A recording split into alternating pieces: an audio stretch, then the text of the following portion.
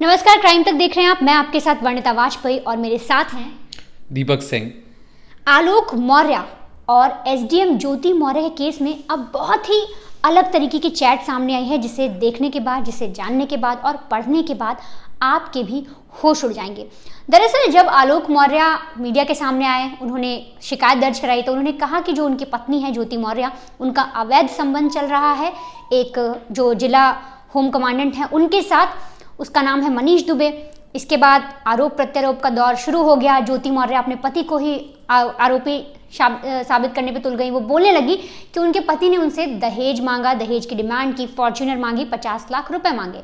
और इसी सिलसिले में जब मनीष दुबे से बात की गई तो उन्होंने कहा कि जो आलोक है वो हमें बदनाम कर रहा है, ऐसी कोई भी बात नहीं है, ना हमने उसे जान से मारने की कोशिश की। लेकिन अब ऐसे में एक चैट का स्क्रीनशॉट मैं आपको दिखाना चाहती हूँ। आप स्क्रीन पर देखिए, ये जो चैट चल रही है इसमें साफ साफ लिखा है कि जो मनीष दुबे हैं वो मैसेज करते हैं ज्योति को और लिखते हैं, हाय, फोन क्यों काट दिया। अब इस पर ज्योति रिप्लाई करती हैं, हाय, समझ जाइए, उस समय आपकी बात अधूरी रह गई थी। वो इस मैसेज में बोल रही हैं कि आप जो पहले बात कर रहे थे वो अभी अधूरी रह गई, आप फिर से बताइए। तब मनीष दुबे इस पर कहता है, हाँ, मैं ये कहना चाह रहा था कि क्यों ना बीच से उसे हटा दे हमेशा के लिए, जो बार बार हम लोगों को डिस्टर्ब कर रहा है। अब इस पर ज्योति मौर्य पूछती हैं आलोक को, तो मनीष लिखता है, हाँ, कहानी ही खत्म कर देते हैं उसकी। अब जिस तरीके की बातें सामने आ रही थी, आलोक जो है वो बता रहा था उसकी बीवी ने उसके साथ कैसी कैसी चीजें की। एसडीएम जो साहिबा है वो पल्ला झाड़ रही थी। मनीष दुबे भी हर एक चीज से मना कर रहा था। लेकिन अब ये जो चैट सामने आई है ये पूरी तरीके से ये दिखा रही है कि हाँ, कहीं ना कहीं जान से मारने की जो एक प्लानिंग थी या सोच, उनके मन में ये सोच जरूर आ गई थी कि अब हम दोनों शादी नहीं कर पा रहे, तो क्यों ना उस आलोक को रास्ते से ही हटा दें। अब जिस तरीके से जो प्लानिंग थी वो प्लानिंग सक्सेस हो पाती, उससे पहले ही भांडा फूट गया। अब भांडा फूटा तो ये जो मनीष दुबे हैं इनके ऊपर और भी कई एलिगेशन लगे। कई औरतों ने कहा कि देखिए इनके जो संबंध है पहले हमारे साथ भी थे। अब धीरे धीरे पर्दे खुलने शुरू हुई तो होमगार्ड के जो कमांडेंट साहब थे, होमगार्ड जो विभाग है, उन्हें भी लगा कि उनकी बदनामी हो रही है। तो अब जो मीडिया रिपोर्ट्स के हवाले से जो खबर सामने आई उसमें पता चला कि जो डीजीपी हैं, जो डीजी हैं उनके होमगार्ड के, उन्होंने इनके निलंबन का आदेश दे दिया है। लेकिन जो अहम बात है कि देखिए जो एसडीएम ज्योति मौर्य हैं उनकी सैलरी कितनी है। आप ये भी समझना चाहोगे एसडीएम असल में कौन होते हैं। तो आसान शब्दों में अगर मैं आपको समझाने की कोशिश करूं, देखिए एसडीएम का फुल फॉर्म होता है सब डिविजनल मजिस्ट्रेट। एक डिस्ट्रिक्ट है, एक डिस्ट्रिक्ट को चलाने के लिए, अच्छी तरीके से चलाने के लिए उसको कई विभाग में बांटा जाता है। उस विभाग को कहते हैं डिवीजन कह देते हैं। तो एक जिले को कम से कम 4 से 5 डिवीजन में आपने बांट दिया। उसका जो डिवीजन का बंटवारा हुआ, उसका जो मालिक होगा या जो एडमिनिस्ट्रेटिव काम देखेगा उसे हम कहते हैं एसडीएम। तो एक जिले में कम से कम हो सकता है 6 से 7 एसडीएम हो सकते हैं, जिनके जो बॉस होंगे वो होंगे डीएम यानी डिस्ट्रिक्ट मजिस्ट्रेट, जो यूपीएससी एग्जाम क्लियर करके या कहें आईएएस होंगे। अब जो ये जो एसडीएम वाले होते हैं ये कौन होते हैं, देखिए ये होते हैं राज्य विभाग, जो राज्य के एग्जाम होते हैं, यानी जो यूपी में थी तो यूपी की पब्लिक सर्विस कमीशन में इन्होंने एग्जाम दिया, वहां से ये बतौर एसडीएम के पद पर नियुक्त हुई। इनके बॉस डीएम होंगे। तो इतना तो आपको समझ में कि एसडीएम कौन होते हैं। एक जिले में कई सारे डिवीजन कर दिए जाते हैं, उस डिवीजन के देखरेख का जिम्मा इन पर ही होता है। और ये रिपोर्ट किसको करेंगी, जिले के जो मेन बॉस है यानी डीएम को करेंगी। अब बात आती है कि एसडीएम काम क्या करता है। देखिए एसडीएम का जो मेन काम है वो काम एक तरीके से डीएम को तो पहले रिपोर्ट करना।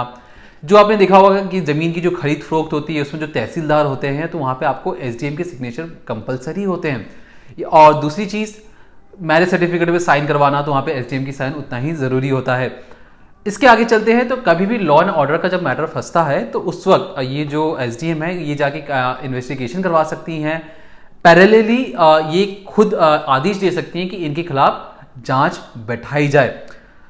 तो आप एक तरीके से समझ जाइए कि जो ज्योति मौर्य है इनके पास जब से ये एसडीएम बनी इनके पास अच्छी खासी पावर आ चुकी थी, रसूख था, ये बड़े बड़े लोगों से उठ बैठ रही थी। इसी सिलसिले में मनीष दुबे के साथ इनकी बातचीत भी शुरू हुई।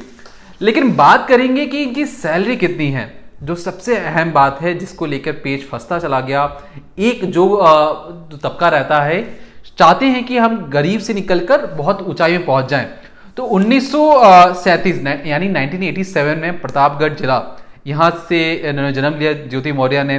ग्रेजुएशन की, जब ग्रेजुएशन कर रही थी तब ये PSC या PCS की तैयारी भी कर रही थी, तभी उनकी शादी हो जाती है। शादी के दौरान जिस तरीके से आलोक जी ने बताया कि उन्होंने लोन लेके, कर्ज लेके अपनी बीवी को पढ़ाया भी, ताकि उसकी कम्पिटिटिव एग्जाम में पास होकर वो SDM बन पाए। फिर SDM बनने की जो कहानी है तो आप सब जान ही रहे हैं। लेकिन एक SDM की सैलरी कितनी होती है, अब SDM की सैलरी कितनी होती है मैं आपको इस वीडियो के आखिरी में बताऊंगा, लेकिन उससे पहले जान लेते हैं SDM ज्योति मौर्य के ऊपर और क्या क्या चीज़ें हैं। देखिए, अब जिस तरीके से दीपक ने बताया कि SDM की सैलरी क्या है, कितनी है, वो आपको बताएंगे। लेकिन अगर मैं आपसे ज्योति मौर्य की सैलरी की बात करूं तो हमने जब इस बारे में आलोक मौर्य से बात की थी, आपने वो ऑडियो सुना होगा, क्राइम तक पर पड़ा है, तो उन्होंने हमें बताया था कि उनकी जो सैलरी है वो लगभग 80-85 हज़ार के आसपास है। साथ ही आलोक का ये भी कहना है कि जो उनकी पत्नी है, जब वो मनीष दुबे के कांटेक्ट में नहीं आई थी, जब वो मनीष दुबे को नहीं जानती थी, जब मेरे साथ रहती थी, तो हमारा परिवार बहुत सुखी था और उस वक्त वो घर का जो छोटा मोटा खर्चा है वो भी चलाती थी। हम लोग हर सैटरडे घर जाते थे, अच्छे से अपना वीकेंड मनाते थे, अपनी दोनों बच्चियों के साथ आराम से रहते थे। लेकिन इसके बाद आलोक कहते हैं कि पता नहीं किसकी नज़र लगी या ऐसा क्या हुआ कि मेरी पत्नी जो है वो मनीष दुबे के कांटेक्ट में आ गई, और वो आदमी जो आलोक है वो बार बार कह रहे हैं कि मनीष दुबे अच्छा आदमी नहीं है, उसके और भी पहले कई लड़कियों से इस तरीके के अफेयर रहे हैं, उसने कई लड़कियों को और बदनाम किया है और मेरी पत्नी उसके चंगुल में फंस गई है, मैं नहीं चाहता कि मैं उसे तलाक दूं।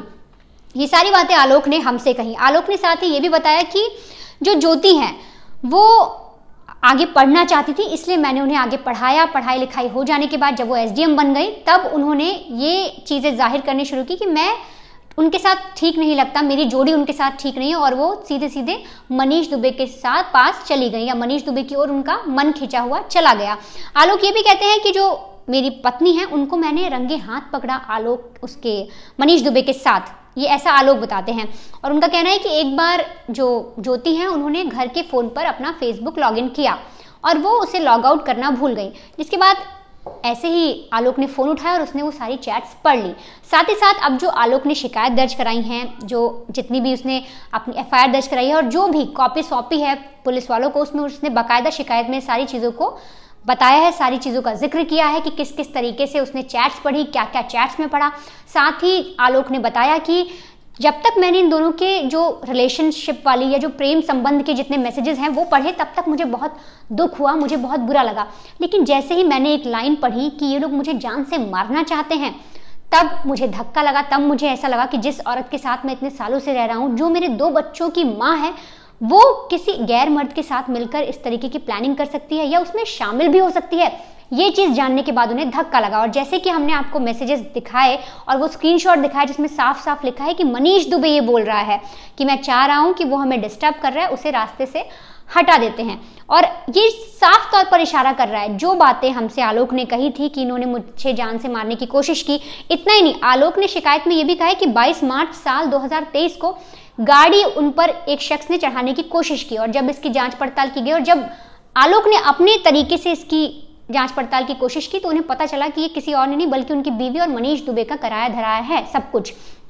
और ये जो अब चैट्स आ रहे हैं, ये पूरी तरीके से इशारा कर रहे हैं कि आलोक जो बातें कह रहे थे, जो वो कह रहे थे कि उन पे जान से मारने की उनकी कोशिश हो रही है या उन्हें उनकी हत्या की जा सकती है, तो वो कहीं ना कहीं सच की ओर एक इशारा कर रहे हैं, हिंट दे रहे हैं कि हाँ ऐसा हो सकता है।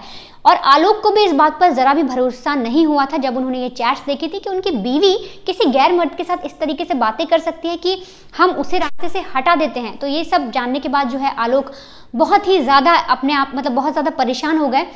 इसके अलावा आलोक का ये भी कहना है कि दहेज जैसा कोई मामला ही नहीं है जो ज्योति मुझ पर लगा रही है। लेकिन अगर मैं आपको ज्योति के बारे में बताऊं या ज्योति के पक्ष के बारे में बताऊं, तो ज्योति ने 7 मई को ही धूमनगंज इलाके में वहाँ के थाने में एक FIR दर्ज कराई थी, जिसमें उसने साफ तौर पर यह लिखवाया था कि उनके जो पति हैं आलोक मौर्य, वो उनसे दहेज मांगते हैं, उन्हें तंग करते हैं, और जब से उनकी शादी हुई यानी साल 2010 में इन लोग की शादी हुई, तब से आलोक उसे तंग करता है, दहेज के लिए प्रताड़ित करता है। साथ ही साथ जो उसके ससुराल वाले हैं ज्योति के, वो उससे फॉर्च्यूनर की मांग कर रहे हैं। इतना ही नहीं, जो आलोक के बड़े भाई की जो बीवी है यानी जो इसकी भाभी है आलोक की, वो भी टॉर्चर करते हैं ज्योति को। ये सारी बातें ज्योति ने अपनी शिकायत में भी दर्ज कराई। अब ऐसे में बहुत असमंजस है कि कौन सही है कौन गलत है, किसका पल्ला भारी है और किसके खिलाफ कार्रवाई होगी। लेकिन अब जैसे चैट सामने आ रहे हैं, जो भी ये चीज़ें सामने आ रही हैं, उसमें कहीं ना कहीं आलोक की बातें जो आम जनता है उसे भी सही ही लग रही है। अब ऐसे में आप ये समझने की कोशिश करते हैं कि आखिर जो मनीष दुबे है वो किस तरह से अब अपने आप को बचाने की कोशिश कर रहा है, उसके खिलाफ क्या क्या एक्शन हुए, साथ ही हम समझते हैं एसडीएम की पावर क्या होती है, आखिर क्यों ऐसे ज्योति को लगा कि वो अपने पति के साथ नहीं रह सकती जो एक स्वीपर है। देखिए, जिस तरीके से जो सबूत आ रहे हैं सामने वो कहीं ना कहीं दिखाते हैं कि एसडीएम और जो मनीष दुबे हैं, कमांडेंट साहब हैं, उनमें कुछ तो गड़बड़ है। हम ऐसा इसलिए कहें कि जब हम खुद इन्वेस्टिगेशन कर रहे थे इस केस के ऊपर, तो जो वनिता है उन्होंने कांटेक्ट करने की बहुत कोशिश की आलोक को। आपको जान के हैरानी होगी, जब हम आलोक से बात करने की कोशिश कर रहे थे तो उन्होंने पहले तो बहुत ईजिली जवाब दिया कि हाँ मैम, मैं घर पहुँच से आपकी बात करता हूँ। तो पहले दिन जब हमारी बातचीत हो रही थी, ये तब की बात है जब हम आपको खुद बताते हैं, क्राइम तक ने इस खबर को जब ब्रेक किया था उस वक्त कोई और नहीं था जो आलोक से बात कर रहा था। आलोक ने अपना एक वीडियो जारी किया जहाँ पे वो सीएम आवास में जाता है और रो के कहता है कि देखिए, मेरी जो बीवी है, जो एसडीएम है, वो एक करप्ट है, उन मेरे पास ऐसे सबूत हैं जो पैसे लेकर काम करती हैं। तो उस वक्त किसी ने गौर किया नहीं था, तो हमने सोचा क्यों ना इनकी खबर उठाई जाए। जब वनिता ने उनसे कांटेक्ट करने की कोशिश की तो पहले तो उन्होंने बातचीत ठीक की, लेकिन अगले ही दिन वो हमारा फ़ोन नहीं उठा रहे थे। फिर बहुत मुश्किल से हमने अपने स्टिंगर से उनके ज़रिए पहुंचे तो हमें पता लगा कि उन्होंने अपना घर बंद करके वो भाग चुके हैं। तो हमें शक हुआ कि शायद ये हो सकता है कि आलोक जी गलत हों।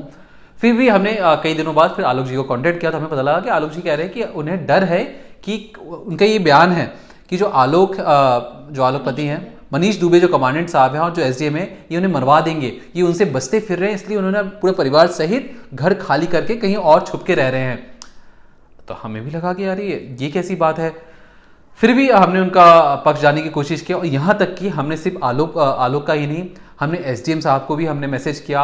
हम कोशिश करेंगे आपको स्क्रीनशॉट दिखा सके जो हमने उनसे कांटेक्ट करने की कोशिश की। हम बार बार कह रहे हैं कि हम आसिक से बात कर रहे हैं, हमसे बात कर लीजिए, बहुत ज़रूरी है, आपके खिलाफ ऐसे ऐसे एलिगेशंस लगी हैं। लेकिन वो मैसेज सीन कर रही थी, बार बार ब्लू टिक हो रहा था, लेकिन वो जवाब नहीं दे रही थी।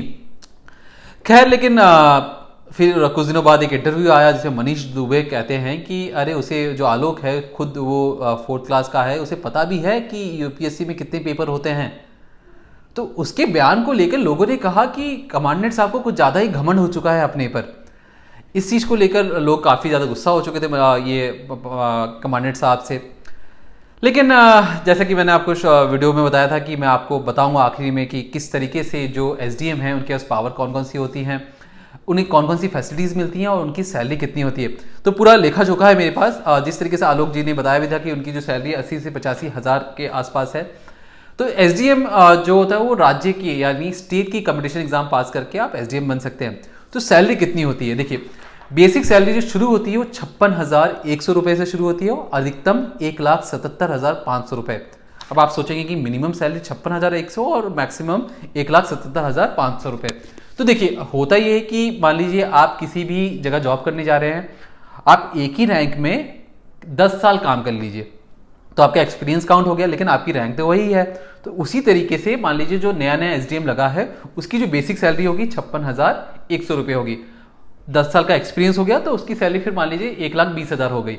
और जो बहुत ही हाईली एक्सपीरियंस एसडीएम है उसकी 1,77,500 रुपये बेसिक सैलरी है। मैं इसके आगे और बताऊंगा आपको और क्या क्या चीज़ें मिलती हैं। तो मतलब आपने एसडीएम का मिला तो आपको तो 56,100 रुपये मिलने ही मिलने हैं। अब डियरेंस अलाउंस होता है, जो नई भर्ती होते हैं उनकी 56,100 और अधिकतम जो पुराने एसडीएम होंगे जो बहुत एक्सपीरियंस होंगे उन्हें बता दिया कितना होगा। अब डियरेंस अलाउंस होती है 21,318 रुपये, जो भी बेसिक सैलरी होगी 38% होगा। कहने का मतलब ये कि जो 21,318 और डियरेंस अलाउंस का मतलब होता है महंगाई भत्ता। जिस तरीके से महंगाई बढ़ती है ना, तो सरकार सालाना 2 बार महंगाई भत्ता बढ़ाती भी है। तो ये जो भी होगा, जो भी आपकी बेसिक सैलरी होगी उसका 38% होगा। और ये याद रखिए, ये साल में 2 बार बढ़ता है महंगाई भत्ता। तो मान लीजिए ये जो एसडीएम साहब है, जो नया एसडीएम लगा, उसकी 56,100 रुपये हुई, उसकी 38% निकाली 21,318 रुपये होती है। उसी तरीके से कोई 1 लाख रुपये जिसकी सैलरी हो, एसडीएम की बेसिक सैलरी हो, उसका 38% निकालिए तो 38,000 रुपये हो जाता है। तो 1 लाख प्लस महंगाई भत्ता हो जाता है 38,000 अभी के लिए। ये बढ़ते रहते ही, याद रखिएगा। अब आता है हाउस रेंट अलाउंस यानी HRA। आप किस शहर में रह रहे हैं वहां पर आप किराया देते होंगे, तो उस किराए के लिए भी इनकी जो सैलरी है 4,488 रुपये से लेकर 15,147 रुपये तक ये रेंट दिया जाता है। अब ये जो हाउस रेंट अलाउंस है ये शहरों के हिसाब से दिया जाता है। मान लीजिए कोई जो एसडीएम है वो दिल्ली में रह रहा है, दिल्ली जो शहर है बहुत महंगा शहर है, तो वहाँ पे उसे 15,000 रुपये के आसपास मिल जाएगा। जो मान लीजिए छोटे शहरों में रह रहा है, जो वहाँ पे कम दिक्कतें हैं या जो A1 क्लास सिटीज़ नहीं है, तो वहाँ पे आपको कम हाउस रेंट अलाउंस मिलेगा। अब मिलता है ट्रांसपोर्ट अलाउंस, जो टीए कहते हैं, ये 7,200 रुपये से लेकर 10,000 रुपये तक मिलता है। ट्रांसपोर्ट अलाउंस से कहने का मतलब, देखिए आप एसडीएम बन गए हैं, आप घर से ऑफिस जाएंगे तो आप क्या कर रहे हैं, सरकारी काम कर रहे हैं, तो सरकारी काम के लिए आप अपना तेल लगा के जाएंगे? नहीं, सरकार इसके लिए भी आपको पैसे देती है कि भैया गाड़ी आपकी है लेकिन तेल आप हमारा काम कर रहे हो तो तेल हमारा यूज कीजिए और ये रहे उसके पैसे। तो 7 से 10,000 रुपये दिए जाते हैं। तो याद रखिए, बेसिक सैलरी होगी, डियरेंस अलाउंस हो गया, डियरेंस अलाउंस के पास हो गया हाउस रेंट अलाउंस हो गया, अब होता है ट्रांसपोर्ट अलाउंस। तो टोटल जो नई भर्ती होंगे एसडीएम, जो नए एसडीएम बनते हैं, जो उनकी टोटल कितनी हो जाएगी, 92,565 रुपये। एक नई जो नए एसडीएम बनते हैं पढ़ने लिखने के बाद, बहुत मेहनत करने के बाद, उसके बाद इनका कटता है पीएफ होता है प्रोविडेंट फंड, जो अक्सर एम्प्लॉयज़ के रहते हैं, मतलब ये बचत में जाता है। 6,732 रुपये इनके कटते हैं और एनपीएस नेशनल पेंशन स्कीम के तहत 7,741 रुपये भी कटते हैं।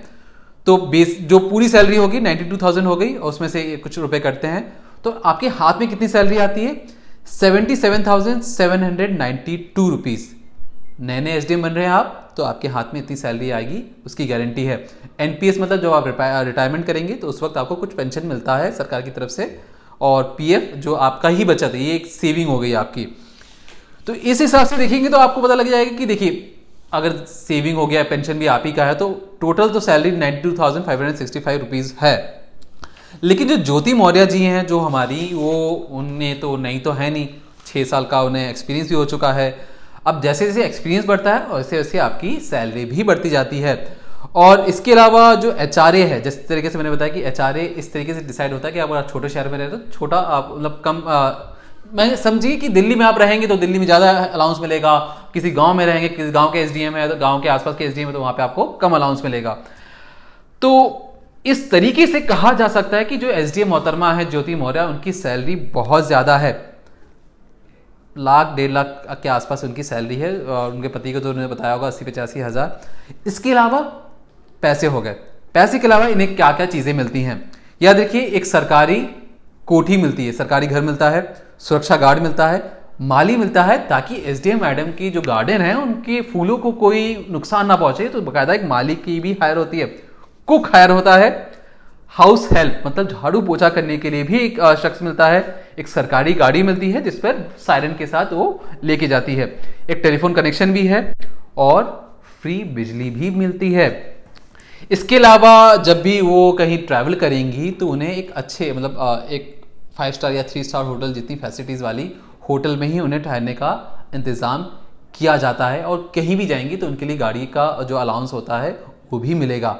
तो कुल मिलाकर अगर एसडीएम बनते हैं, डीएम की तो बात अलग ही हो गया, अब एसडीएम बनते हैं तो फुल 5 स्टार ट्रीटमेंट आपको दिया जाता है, घर से लेके दफ्तर तक। तो जहां आप जाएंगे आपको हर जगह से आपको पैसों से और आपकी जो ठाट बाट है वो यूं ही बनी रहेगी।